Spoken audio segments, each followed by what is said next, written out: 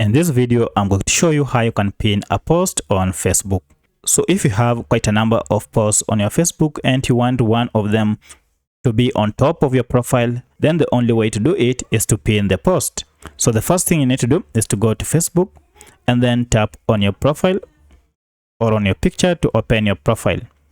As you can see, this is my profile and there are quite a number of posts that I have. However, I like this post, which is the fourth post or so, to appear on top.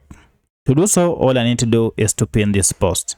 Now to pin the post, just tap on it and then tap on these three dots here and you'll see the option called pin post as the first one. So tap on it and the post will successfully be pinned to your profile. Now if I scroll through my profile, you can see the first post that appears is the one that I've pinned. So that's how you pin your posts on your Facebook.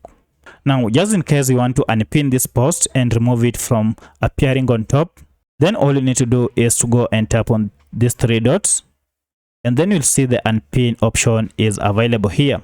If you tap on this, the post will go back to its position and it will no longer appear as the first post on your profile. So that's how you pin and unpin posts on Facebook. If this video is helpful to you, kindly hit the like button and subscribe to this channel to support me. Thank you for watching and let's meet in the next video.